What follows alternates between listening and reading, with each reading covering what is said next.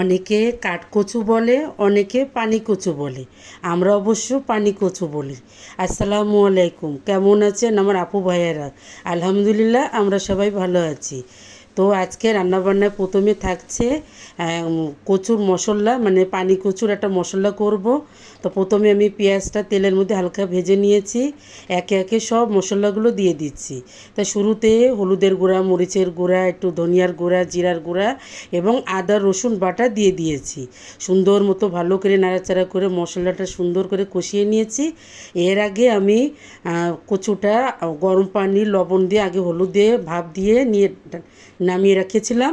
তারপরে একটু তেলে বাদামি করে ভেজে নিয়েছি।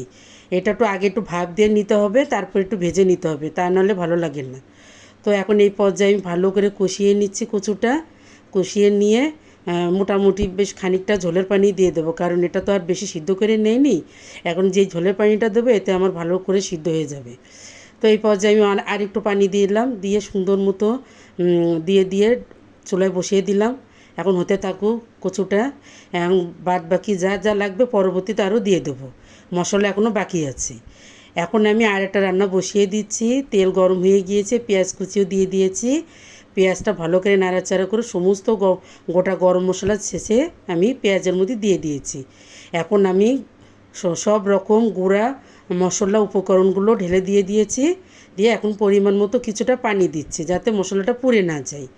তো এখন এই পর্যায়ে ভালো করে নাড়াচাড়া করে এখন আমি মেন মশলা যেটা আদা রসুন বাটা, ওটা আমি এখন দিয়ে দিচ্ছি। তো আদা রসুন বাটাটা আমি এখন দিয়ে দিলাম। দিয়ে এখন ভালো করে মশলাটা আর একটু ভালো করে নেড়ে চেড়ে নেব।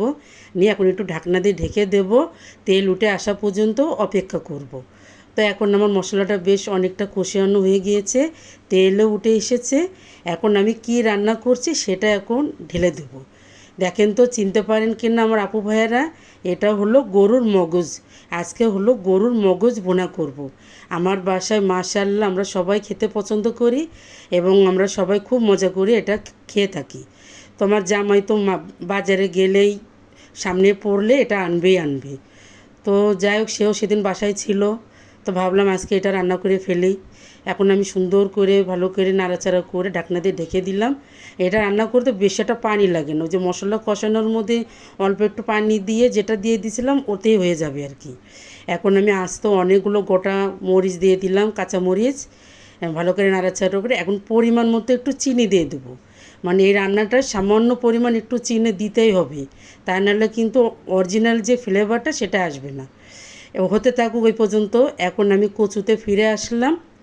এখন আমি সরিষা বাটা, এখন আমি এই পর্যায়ে এসে এই কচুটার মধ্যে সরিষা বাটা দিয়ে দিলাম।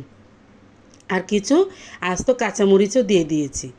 এর মধ্যেও অবশ্য অনেকে চিনি দেয়, অনেকে দেয় না। তা আমি একটু স্বাদ বাড়ানোর জন্য সামান্য একটু চিনিও দিয়ে দিয়েছি কচুটার মধ্যে। তো যাক, ওটা ওর পর্যন্ত ওটা হয়ে গেল। ওদিকে আমি আবারও মগজে ফিরে আসলাম। গরুর মগজটা এই পর্যায়ে সুন্দর মতো হয়ে এসছে। আমি অবশ্য এখন ক্যামেরা তো অনেকক্ষণ দেখানো যায় না। এই এখন যে অবস্থায় দেখছেন এটা কিন্তু আমি মিডিয়াম আছে অনেকক্ষণ ধরে রেখে দিয়েছি। বেশ একদম তেল উঠে এসে শুকনো শুকনো হয়ে যাবে তারপরে। তো আজকে রান্না